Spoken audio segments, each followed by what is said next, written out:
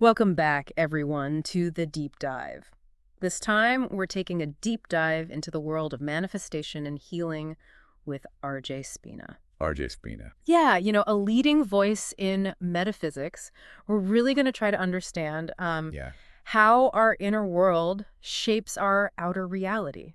absolutely. And, it's not just theory with Spina, right? I mean, Right. the guy's own story is fascinating. He recovered from paralysis, Yeah.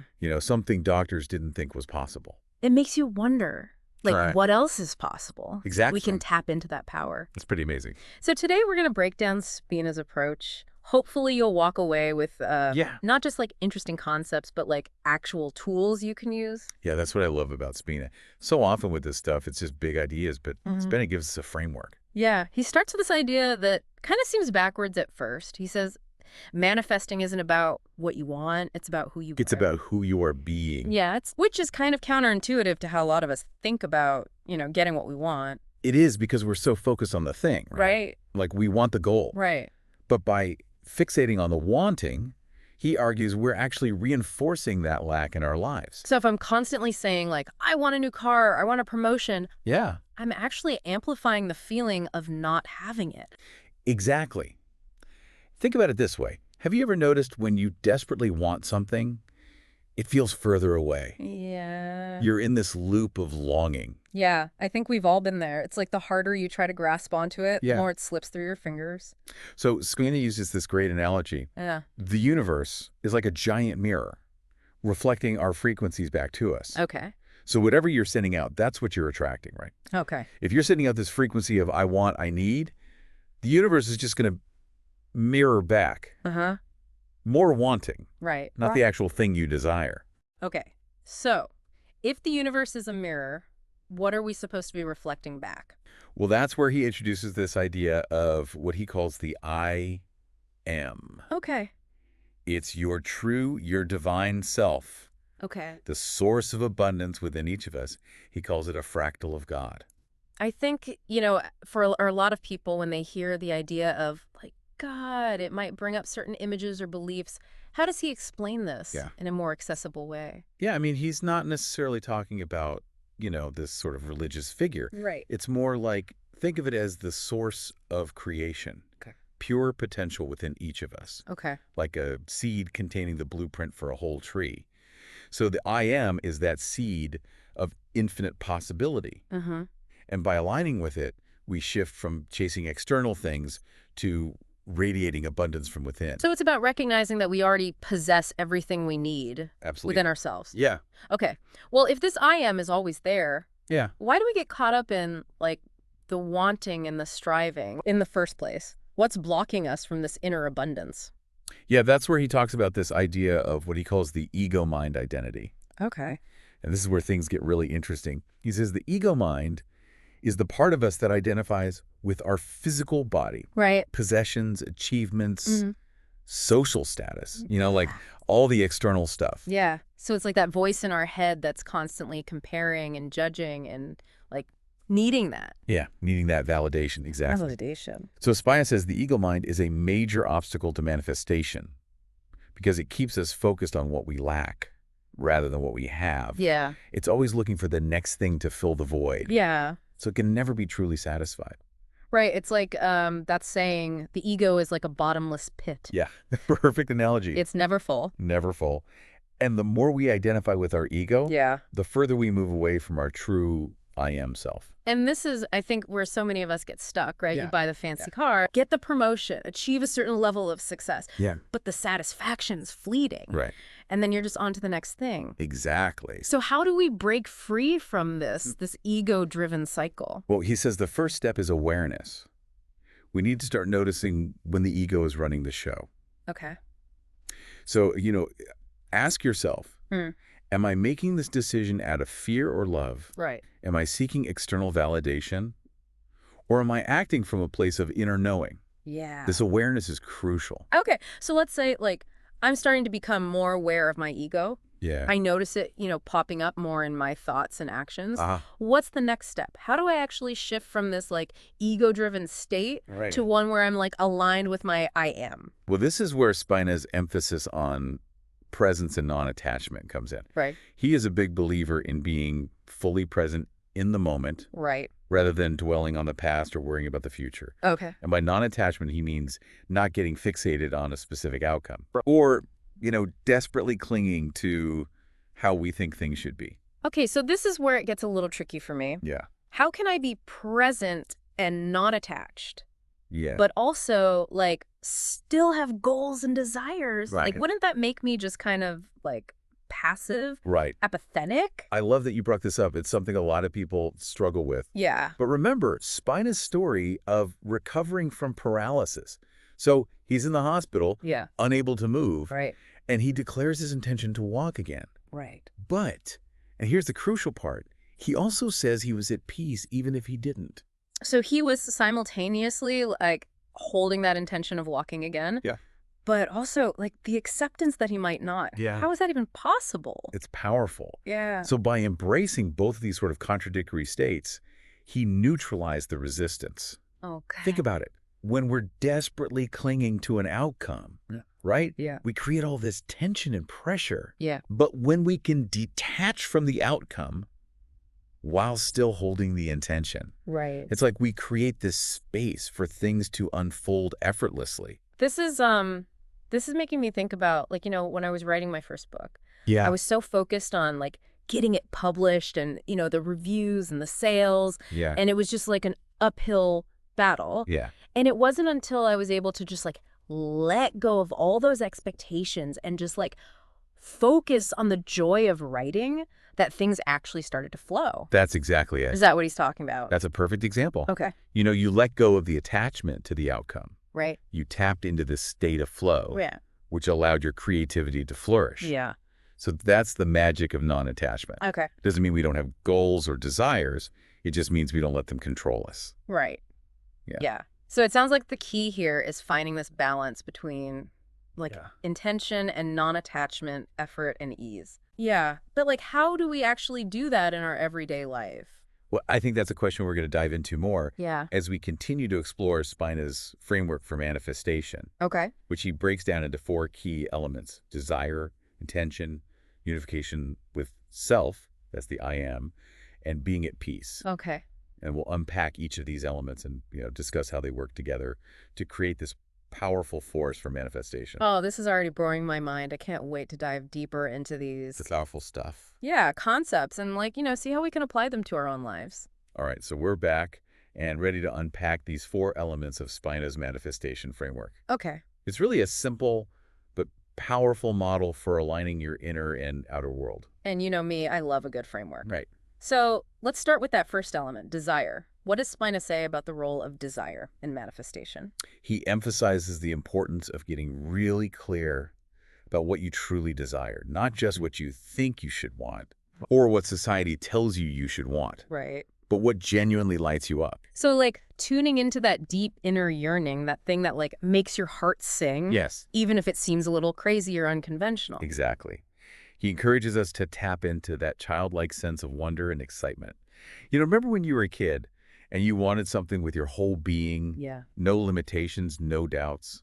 That's the kind of desire he's talking about. It reminds me of that quote, if your dreams don't scare you, they aren't big enough. Oh, I love that. Yeah. Spina would definitely agree. He says our desires are clues to our soul's purpose, Okay. and that by honoring them, we align with our true path. Okay, so once we've identified our true desires, what's the next step? Like, how do we move from just wanting something to actually bringing it into reality? That's where the second element comes in, intention. Okay. He talks about setting clear and powerful intentions. Mm-hmm. But it's not just about writing down your goals or saying affirmations. Right. It's about aligning your thoughts, emotions, and actions Okay. with your desired outcome. So it's about embodying the energy of what you want to create, not just, like, thinking about it. Exactly. Imagine an archer aiming for the bullseye. Okay. The archer's intention is focused, steady, unwavering. Uh-huh. In the same way, our intentions need to be clear and directed if we want to hit our target. Got it. Yeah. So I have my desire, I've set my intention. Now what? How do I bridge the gap between my inner world and my outer reality? That's where the third element comes in. Yeah. Unification with self. Yeah. So connecting with your I am. Right. So this is about going beyond the ego mind, Yeah. beyond all those like limitations and doubts, Exactly. and connecting with that like pure potential that resides within. You got it. Okay. Spina says that when we unify with our I am, we align with the frequency of what we desire. Okay. We're no longer operating from a place of lack or scarcity, Right. but from a place of wholeness and abundance. Okay. Yeah. This is powerful stuff, but for a lot of people, connecting with their I am might sound, a little esoteric. Ye- Like, how do we make that concept more tangible? Right. Well, there are many practices that can help facilitate this deeper connection. Right. Things like meditation, mindfulness, spending time in nature, journaling, or engaging in creative activities. So it's about like finding things that help us to like quiet the mind, Yeah. drop into the present moment, and like connect with that inner stillness. Absolutely. It's about cultivating a sense of inner peace and alignment. And this brings us to the fourth and final element of Spina's framework, being at peace. Now, this one really resonates with me because I know from my own experience that like when I'm stressed or anxious, Yeah. I'm not exactly a magnet for good things. No. It feels like I'm pushing everything away. Right. Yeah. Spina talks about the importance of surrendering to the process, trusting the timing of the universe, and finding peace in the present moment. Right. Remember when we talked about his story in the hospital? Right. He was holding the intention of walking again, Yeah. but he also found this like peace in the uncertainty of the outcome. Like how do we do that? How do we actually cultivate the sense of peace in our own lives? He emphasizes the importance of shifting our focus from what we lack to what we already have. Okay. Practice gratitude, appreciate the small joys, and cultivate a sense of abundance in all areas of our being. So it's like that recognition that we were talking about earlier. Yes. We already have everything we need. Exactly. Yeah. It's a shift from scarcity to abundance, Yeah. from fear to love. Right. And when we operate from this place of peace and trust, we become powerful magnets for what we desire. Okay. So just to recap, Spina's framework for manifestation involves Yeah. identifying our true desires, setting clear intentions, unifying with our I am, our true selves, and being at peace with the process. That's a great summary. Yeah. And he emphasizes that it's not a linear process. Right. These elements are interconnected and they work together to create this powerful synergy. Yeah. It's a dance between intention and surrender, effort and ease, doing and being. And like any good dance, it takes practice. Absolutely. Yeah. The key is to be patient with yourself, Yeah. to experiment, and to trust the journey. Okay, this has been so illuminating for me already. Good. But I think for some listeners, the idea of surrendering to the process might sound a little passive. Like, are we just supposed to sit back and wait for things to magically appear? It's a great question, and it brings us to this crucial point that Spina makes about the relationship between action and manifestation. Okay.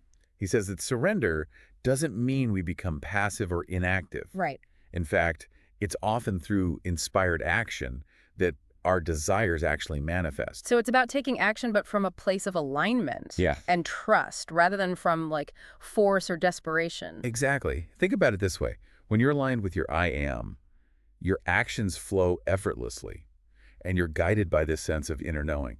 You're not pushing or striving. Yeah. You're allowing things to unfold naturally. Okay. It's like when you're driving on a clear road with no traffic. You can like relax, enjoy the scenery, trust that you'll reach your destination. Perfect analogy. Yeah. And Spina says that doubt is like hitting traffic on that road. Uh-oh.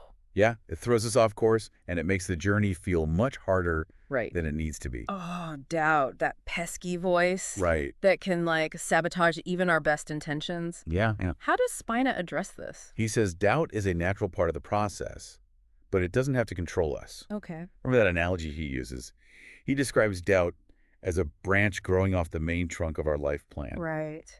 It's a distraction, a detour that can lead us away from our true path. Okay, so it's not about trying to like eliminate doubt altogether. Right. It's just about recognizing it as a temporary obstacle. Exactly. Okay. And he gives us practical tools for navigating those moments of doubt. Okay. Shift your focus back to the present moment. Right. Reconnect with your I am. Yeah. Remind yourself of your true power as a creator. So it's like choosing faith over fear, trust over doubt. Exactly. Yeah. And it's about remembering that we're not alone in this journey. Right.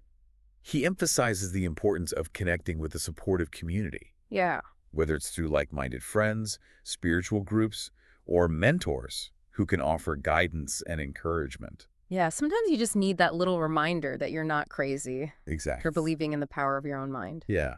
And remember, Spina's own story is a testament to the fact that anything is possible when we tap into our inner power. Right. He defied medical We expectations, did. recovered from paralysis. I mean, that's a pretty powerful example Powerful example. of what can happen when we align with our I am and surrender to the process. Absolutely. It's so inspiring. It really makes you wonder, like, what else is possible, Oh. you know? What limiting beliefs are we holding on to Yeah. that might be preventing us from experiencing our full potential? That's a question worth pondering. And as we continue to explore Spina's work, I invite you to consider this. How can you apply these principles to your own life? This has been such a rich conversation. I feel like I'm already starting to shift my perspective on manifestation. But before we wrap up, I want to touch on Spina's analogy of breathing. Yeah. And how it relates to giving and receiving. Okay. Because this is something that really stood out to me. Yeah, he says that giving and receiving are two sides of the same coin, just like inhaling and exhaling. Right. We can't have one without the other. Uh-huh. It's a natural rhythm, a flow of energy that's essential for creating abundance. So just as we breathe in oxygen to nourish our bodies, Yes. we need to give freely to nourish our souls and create a space for abundance to flow back to us. Exactly. And he's not just talking about material things. Right. It could be our time, our talents, our love, our compassion. Right. It's about creating this cycle of generosity and abundance Yeah. that benefits both ourselves and others. It's really reframing the idea of giving then. It is. It's not about like depleting ourselves. Yeah. It's about creating a flow. Yes, it's about flow. Yeah.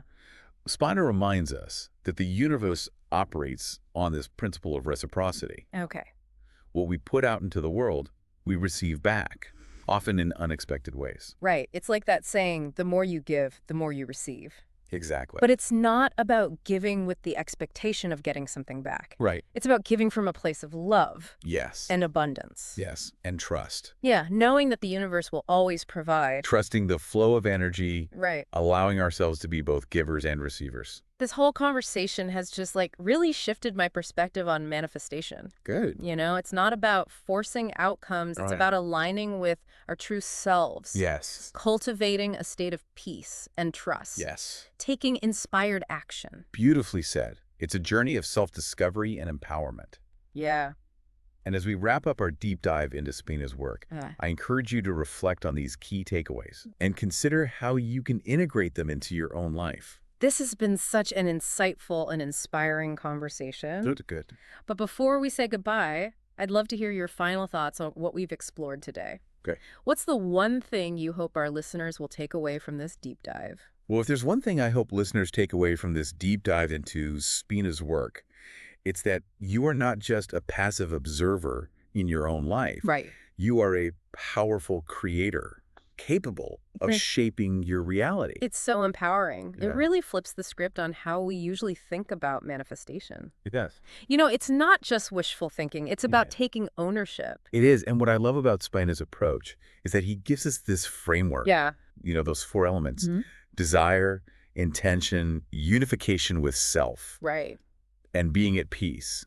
These aren't just these abstract concepts, they're actionable steps. So instead of getting caught up in like the how, you know, Yeah. all those techniques and strategies. Yeah, the tips and tricks. Yeah, he's really encouraging us to focus on like cultivating this state of being that's aligned with our desires. Exactly. And recognizing that we already possess everything we need. Right. The I am's always there, waiting to be tapped into. Uh-huh.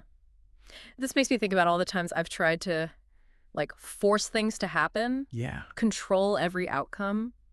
It's exhausting. It is, and it rarely works out the way we want it to. No, it doesn't. It's like trying to swim upstream against a strong current. Right. It's a lot of effort and very little progress. Yeah. But when we surrender to the flow, trust the process, allow things to unfold naturally, it's like we're gliding downstream. This idea of surrender, I mean, it's so powerful. It is. But I think for a lot of people, it can be a challenge. Oh, absolutely. Because we're so conditioned to like hustle and grind and make things happen. Yeah, and Spina reminds us that surrender is not about giving up, or becoming passive. Yeah. It's about releasing the need to control Right. and trusting that the universe has our back. It's about having that faith that things are unfolding as they should, Yeah. even if we don't understand the why or the how. Exactly. And recognizing that Sometimes the universe has a better plan for us than we could ever imagine. Right. It reminds me of that quote, what you seek is seeking you. Ooh, I love that one. Yeah. It's like when we're aligned with our true selves, Yeah. our desires naturally gravitate towards us. Yes. And when we surrender to that flow, Right. we open ourselves up to possibilities and opportunities that we might otherwise miss. This whole conversation has been such a powerful reminder that we are not just victims of circumstance. We are not. We have the power to create the life that we desire. Absolutely. We are powerful creators. And it all starts with shifting that perspective, Yes. cultivating a state of being that's aligned with abundance, Yes. and taking inspired action. Beautifully said. It's a journey of self-discovery and empowerment. Yeah. As we wrap up our deep dive into Spina's work, I encourage you to reflect on these key takeaways and consider, how can you integrate them into your own life? This has been such an insightful and inspiring deep dive into the world of manifestation and healing with RJ Spina. It has. Hopefully you gain some valuable takeaways that you can start applying to your own life. Yes. And as you go about your day, consider this. How can you cultivate more presence, more peace, and more abundance in your life? Beautiful. What steps can you take today to align with your true self and create that reality that you desire? Thanks for joining us on the deep dive. Until next time, keep exploring, keep creating, and keep believing in the power of your own mind to shape your reality.